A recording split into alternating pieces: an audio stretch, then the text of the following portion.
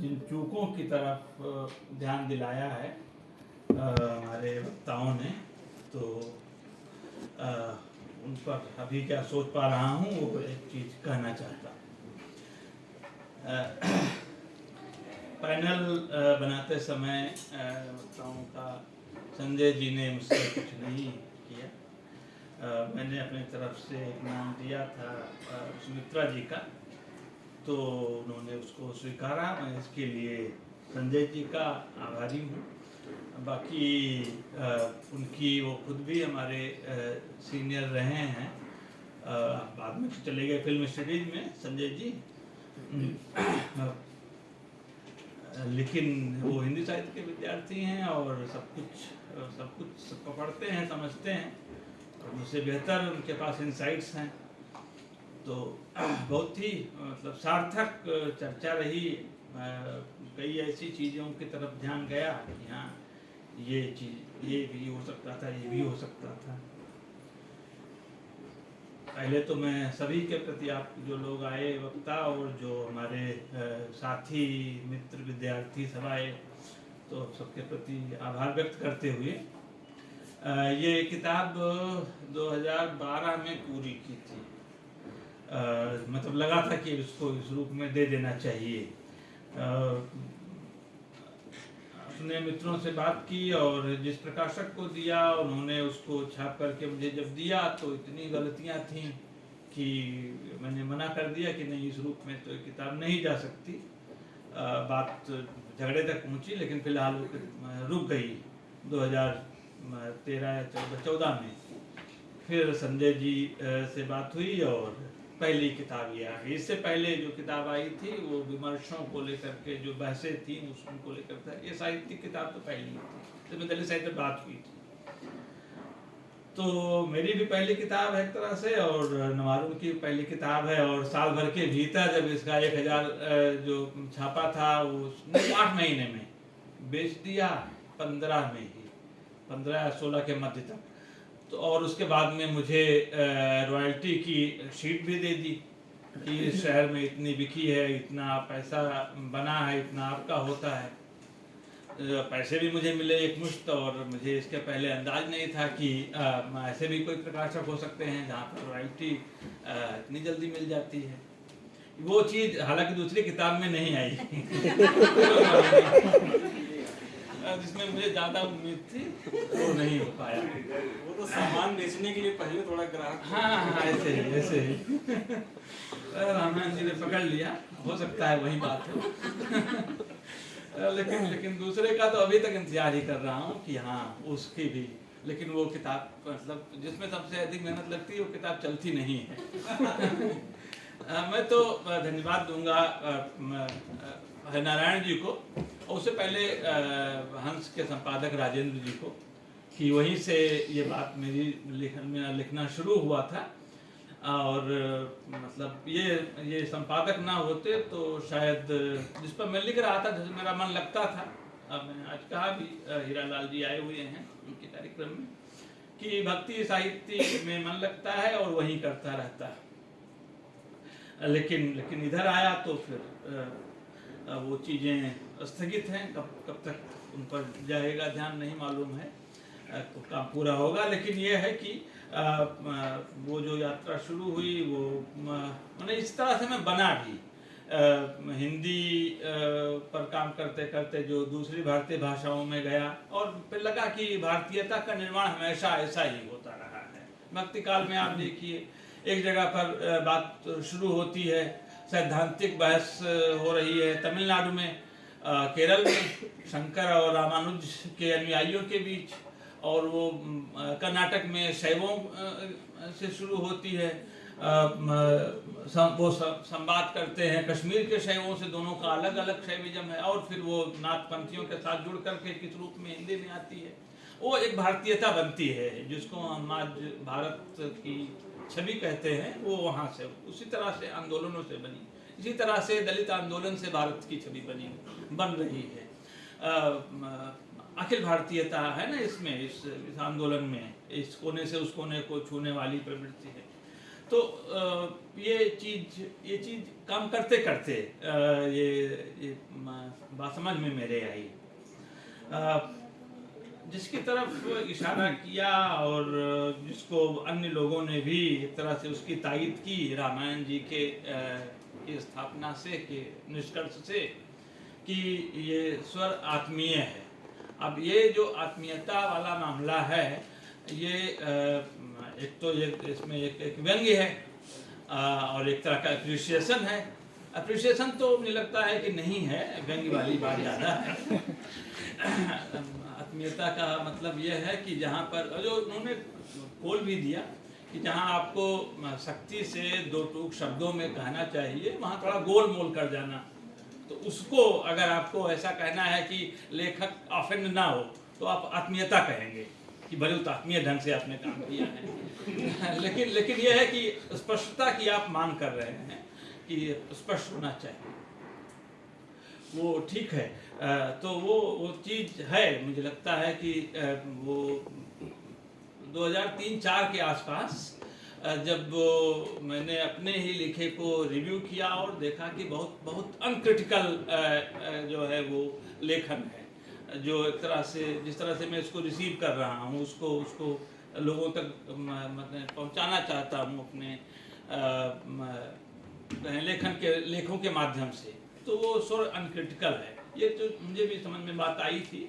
और बाद में फिर जो अभी नवारुण से, मैंने संजय जी से सोचा था कि वो कहेंगे, लेकिन मैं खुद ही कह देता हूँ, नवारुण से जो अगली किताब आ रही है, और मुझे लगता है कि ये किताब बहुत पहले पहुँच गई थी, काम भी हो गया, लेकिन किसी कारण से ये रोक दी कि भी अभी रुकिए, एक अध्याय ये हो जाए, दूसरा अध्याय ये हो जाए, नई किताब ही हो गई। वो दलित स्त्रीवाद, लेखन और आंदोलन, ऐसी किताब, उसमें कुछ ज़्यादा कड़ाई से समीक्षा हो गई है दलित आंदोलन की, दलित लेखन की। वो उसमें थोड़ी मतलब ऐसी सख्ती दिखती है जिससे बचा भी जा सकता था। हो सकता है इससे उलट कोई बात कहे कि नहीं, ऐसी मतलब इस तरह से धक्का मार आलोचना नहीं चलनी चाहिए। लेकिन जब जेंडर और कास्ट के मामले में जो मैंने पाया अपने अध्ययन में, तो वो ऐसा किया। तो एक चीज़ इसमें मुझे ये कहनी थी, जो जिस बात की तरफ टेकचंद जी ने इशारा किया, हम दोनों तो एक तरह से सहयात्री हैं, रोज़ का मिलना, रोज़ की बातचीत, हालांकि सभी लोगों से है, लेकिन कुछ ज़्यादा ही उस तरह की घनिष्ठता है उनकी कहानियों का। और मैंने एक तय किया है कि एक किताब तैयार करूँगा बाद में उनके कथा लेखन पर। मेरे प्रिय लेखक हैं और उन्होंने भी मुझे बहुत कहे कि बहुत मुरव्वत दिखाई, बहुत उदारता दिखाई, जिस तरह से आलोचना कर सकते थे, बहुत शार्प उनकी निगाह होती है। इसी हॉल में कुछ समय पहले सांप उपन्यास पर चर्चा थी और जो उनकी आलोचना थी, बेचारे लेखक भी दुखी हो गए,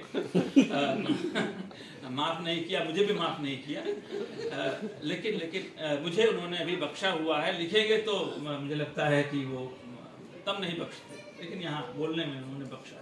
लेकिन जो जिन मुद्दों की तरफ इशारा किया और जो इनकी पहली मतलब शुरुआती कहानी थी, शायद अम्बेडकर जयंती जब मैंने लिखा था, तब तक परिचय नहीं था, हंस में आई थी। मुझे लगा कि हाँ, दलित साहित्य में भी ऐसा कोई नाम है जो मतलब आंतरिक सवालों पर इतना क्रिटिकल हो सकता है। तो उस कहानी ऐसी थी, अम्बेडकर जयंती करके कहानी की शुरुआती कहानी पहले संग्रह में है। तो तब से तो वो चीज़ है कि जिसकी तरफ उन्होंने कहा कि जो आत्मघाती अभियान में शामिल हो जाना, उसको आगे बढ़ाना, वो ये यहाँ पर कोई देख सकता है कि आपके जो रास्ते हैं अपवर्ड मोबिलिटी के, उसको कोई ध्वस्त कर रहा है और वो फावड़ा आप अपने हाथ में ले लेते हैं कि नहीं आप थक गए होंगे, लाइए मैं ध्वस्त करता हूँ। तो कुछ उस स्थिति में दलित समाज दिखाई पड़ता है। ऐसा सम्मोहन है, वो राष्ट्रवाद का सम्मोहन नहीं है, वो किस चीज़ का सम्मोहन है, और जिसकी तरफ इशारा किया टेकचंद जी ने। तो इस मामले में हम दोनों ही बहुत मतलब कड़ाई से, और बाकी लोग भी देखते हैं और बात करते हैं कि मतलब कैसे उसको फांसा गया है, उस समाज को कैसे वो मतलब भ्रमित किया गया। एक बड़ा तबका है कांवड़ियों में, आप उनकी जाति पूछिए, हम तो उसी एरिया में से आते हैं जहाँ पर कांवड़ियों पर फूल बरसाए जाते हैं, हेलीकॉप्टर आता है, क्या कहते हैं, तालाबंदी हुई थी, ये लॉकडाउन लगा था, वो आए, आधे लोग रास्ते में बीमार पड़ गए, एक हर परिवार का कोई न कोई मर गया उसमें, और आकर के घर पर फिर वो कांवड़ उठा दिया। तो अब ये इसको कैसे समझाया, ऐसा एनिग्मा है कि इसके लिए मतलब गोपाल प्रधान जी बाद में कुछ इसका सूत्रीकरण सैद्धांतिकरण करें तो करें, समझ में नहीं आता कई बार कि इसको कैसे, इसको किस फार्मूला से समझा जाए। तो है, बहुत गहरा सम्मोहन है। अभी की स्थिति तो कुछ और ज़्यादा ही गड़बड़ है, जब हम देखते हैं कि ये बदलेगा कि नहीं बदलेगा। एक ज़माने में जब क्या कहते हैं कि स्टॉक टेकिंग होती थी कि भाई रेलवे में तो बैंक में तो इतना बैकलॉग है, बैकलॉग की वैकेंसियाँ निकलती थी, कहाँ है भाई, एसएससी की वैकेंसियाँ कहाँ गई, बैंकों के बैकलॉग कहाँ गए, कोई चर्चा करता है? मतलब एनमास जो है वो बाहर कर दिया गया, मतलब अपवर्ड मोबिलिटी के का जो एक सुराख बना था उसको बंद कर दिया गया, और जैसी चिंता होनी चाहिए, जैसी परवाह होनी चाहिए, वो नहीं दिखती नहीं है। बहुत अच्छी तैयारी उधर से है, जो मतलब इस गतिशीलता को रोकने में कामयाब हुए हैं। लेकिन फिलहाल बलवंत जी ने जो 2-3 बातें बहुत महत्वपूर्ण उठाई हैं, निर्गुण परंपरा वाली बात आपकी सही है, जहाँ निर्गुण परंपरा मजबूत रही है वहाँ बहुत सहजता से दलित साहित्य, दलित आंदोलन आगे बढ़ा है। जहाँ पर वैसा नहीं है वहाँ पर अलग तरह की स्थिति है, लेखन में भी और आंदोलन में भी। जो मार्क्सवाद के साथ संबंध है, अभी 50 साल पूरे हुए हैं, और हम चाहेंगे कि जलेस की तरफ से दलित पैंथर पर कोई कार्यक्रम हो। वहाँ पर अमेरिका में जो मार्क्सिज्म जो डेवलप हुआ, उसमें एक उसका हिस्सा वो ब्लैक मार्क्सिस्ट का है। उन्होंने अपना अलग से डेवलप किया ब्लैक मार्क्सवाद।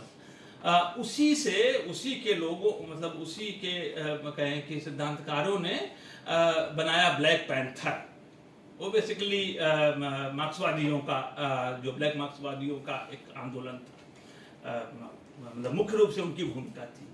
उसी से प्रेरणा ले करके वो जो उनका मैनिफेस्टो आया, उनकी रूपरेखा बनी सांस्कृतिक क्रांति की, वो ब्लैक पैंथर बना।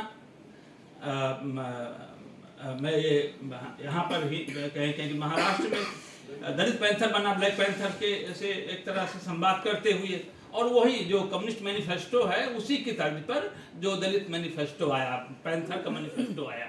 मैनिफेस्टो नाम क्यों आया, बाद में इस पर बहुत बहस हुई, बहुत तीखी बात हुई, लड़ाइयाँ हुई कि एक तरह से मार्क्सवादियों ने तो हड़प लिया है, और जो मतलब 3 साल 4 साल में ही एक बने हुए संगठन का टूट जाना, तो जाहिर सी बात है कि बहुत शार्प कहें कि कॉन्फ्लिक्ट है। तो ये है कि दुनिया भर का जो संघर्ष है न्याय का, वो हमारा संघर्ष है। जैसा कि ब्लैक पैंथर वाले कह रहे थे, वही जो है कम्युनिस्ट मैनिफेस्टो, इसमें दलित पैंथर वाले के मैनिफेस्टो में कहा गया, दुनिया के मजदूरों एक हो, वो एक चीज है, वो प्रेरित कर रही है ब्लैक पैंथर को, वही चीज दलित पैंथर को प्रेरित कर रही है कि मान लीजिए अर्जेंटीना में कोई अन्याय हो रहा है, तो उस पर हमको स्टैंड लेना चाहिए, उस अन्याय के खिलाफ हमको लड़ना चाहिए। ये एक संकल्पना है, एक प्रतिज्ञा है, एक समझ है जो जो जो जो उसमें ब्लैक वाले में भी है और जो दलित पैंथर में भी दिखाई पड़ती है। लेकिन वो हमारी लड़ाई नहीं होगी, जिसको हम कहते हैं, जिसकी तरफ जिस रूपवते और वो जो टेकचंद जी ने जिसकी तरफ इशारा किया मराठी में जो आया, तो वो एक बड़े कहें कि फलक पर एक आंदोलन शुरू होता है। तो वो मार्क्सवाद के साथ संबंध जो है वो ऐसा ही है। जो जिसकी तरफ लाए गोपाल जी, वो मुझे लगता है कि उस आर्थिकी वाले सवाल को मैंने सरफेस पर देखने के बजाय स्ट्रक्चर में कैसे वो चीज़ घुली मिली है, वो बहुत सही प्रस्ताव है। और मुझे लगता है कि वो अध्ययन की और सूझबूझ की कमी से ही ये सतही पर इसमें आया है। कोशिश करूँगा कि आगे दूर हो। सुमित्रा मेहरोल जी ने जिस बात की तरफ इशारा किया और सवाल जो किया स्वानुभूत सहानुभूत के मामले को लेकर के, महाशूद्र कहानी लिखी है नमिष राय जी ने, और बताया है कि इस कहानी के लिए वो महीनों शमशान घाट जाते रहे, देखते रहे। तो उसमें एक आचार्य जी है जो मंत्र पढ़ते हैं जब जलाया जाता है तब, और उनके साथ एक जो उनका सहायक है डोम दलित, और समाज में दोनों की स्थिति अछूत वाली ही है। तो ये कहते हैं, मतलब वो जब पूछता है कि आप उदास क्यों हैं, तो आचार्य जी कहते हैं कि देखिए, हमको कोई अपने दरवाजे पर बैठने नहीं देता, किसी के साथ हमारा रोटी बेटी का संबंध नहीं होता। ये जो शमशान के पंडित होते हैं वो अलग होते हैं, सब लोग जानते हैं, और जो उन्हीं के साथ 20 साल से 25 साल से काम कर रहा है, वो ऐसे भकुआ करके देखता है, चकित होकर देखता है जैसे पहली बार कोई चीज़ रिवील हो रही है। वो चीज़ अविश्वसनीय होती, कहानी में आ भी सकती है चमत्कृत करने के लिए, लेकिन ऐसा होता नहीं है। सबको पता है कि ये शमशान का पंडित है, और इसके यहाँ कोई जो तेरे ही खाते हैं पंडित, उनके यहाँ मतलब कोई नहीं खाता, उनको अपने यहाँ कोई बुलाता नहीं। दरवाजे पर दिखाई पड़ जाए, सुबह दिखाई पड़ जाए तो मतलब उसको डांट पड़ जाती है कि भाई ये तुमको मतलब सड़क पर नहीं आना था। वो सड़क पर चलते भी नहीं, सुबह नहीं चलते हैं, कोई अपने काम से जा रहा है तो जो इस तरह के मतलब तिथि खाने वाले पंडित होते हैं वो नहीं निकलते हैं, वो रास्ता मतलब गली जाते हैं डांट से बचने के लिए। तो अलग तरह के वो हैं, जो जिस जटिलता की बात हमारे सभी वक्ताओं ने की है। ये मैं सवाल उठा रहा था उसमें कि दलित विमर्श की एक पुख्ता समझ है कि स्वानुभव ही प्रामाणिक होता है, आप अपने बारे में ही कुछ कह सकते हैं, ठीक है। तो मैंने उस पर सवाल रखा कि अगर अपने बारे में कुछ कह सकते हैं तो आचार्य जी के बारे में ये कैसे कह सकते हैं नमिष राय जी, उनके मन में क्या चल रहा है।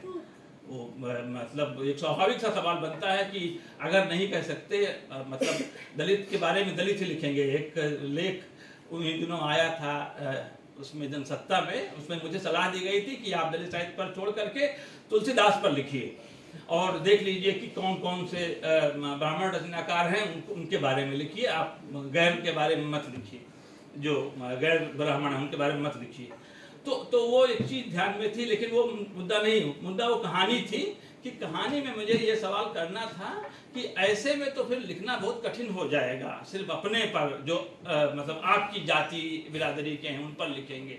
वो सवाल मैंने किया था कि फिर तो आचार्य जी के बारे में, आचार्य जी के भीतर चल रहे जो द्वंद्व है उसके बारे में तो कैसे लिख पाएंगे नमिष राय जी, और कैसे उनका सहयोगी समझ पाएगा। वो एक चीज़ वही बात थी। और बाकी तो मैं ये तो मानता ही हूँ कि किसी को किसी के बारे में लिखने का पूरा हक है। संदर्भ वहाँ पर ये था, मतलब उसको क्वेश्चन करना था कि ऐसा नहीं है। मुझे लगता है इसके अलावा मैं कुछ क्या कहूँगा, लेकिन जिस असंदेह अंतर्विरोध की बात गोपाल जी ने की है कि जो ये व्यवस्था चल रही है, भाई जाति व्यवस्था भी है और हिंदू धर्म भी है। हिंदू धर्म सबको मतलब जो भी उस परमात्मा का अंश है, वो जो जिसको ओम प्रकाश वाल्मीकि ने पूछा था कि आप कहते हैं कि सभी उसी ब्रह्म से की संतानें हैं, तो फिर मैं अलग कैसे हो गया? क्या हम ये भी कहते हैं कि आप भी ब्रह्म की संतान है, ब्रह्म के अंश हैं, तो ये वाला अंश अलग कैसे, वो वाला अंश अलग कैसे है? जिसके बारे में राहुल सांकृत्यायन ने कहा कि जो शंकराचार्य का दर्शन है अद्वैतवाद, वो मुंह में राम बगल में छुरी है। आप कहते हैं सब बराबर हैं, सब बराबर होते नहीं हैं। फिलहाल मैं मनोज जी का बहुत शुक्रिया अदा करता हूँ कि मुझे मौका दिया, मैंने कुछ ज़्यादा ही समय ले लिया। कलात्मक छूट नहीं देनी चाहिए। ये मतलब ये रवैया पेट्रोनाइजिंग है, मुझे भी समझ में आता है कि ये जो कहते हैं कि तब भी मैं इसको अप्रिशिएट कर रहा हूँ, इसमें आर्टिस्टिक वो क्वालिटी नहीं है। ये इसको कहना ही ये बहुत गलत समझ है। लेकिन जो लिख गया है मुझे लगता है कि वो अपडेट करना नहीं चाहिए। अपडेट इसलिए मैंने किया नहीं, बहुत सी चीज़ों से मैं खुद ही असहमत हूँ अपनी किताब से। लेकिन वो एक यात्रा का एक पड़ाव है कि 2015 तक मैं ऐसे सोचता था। 2024 में जो किताब आएगी वो समझ लीजिए कि उसमें जो दिक्कतें होंगी वो फिर मेरी अपनी होंगी। वो दूसरे वाले लेखक थे जिनके बारे में आज मैं अपने ढंग से बात कर रहा हूँ, और जो सोच देख करके आप लोगों का ये टिप्पणियाँ और उस बात करने को मैं अपने को थोड़ा सा और सक्षम पा रहा हूँ। बहुत बहुत शुक्रिया।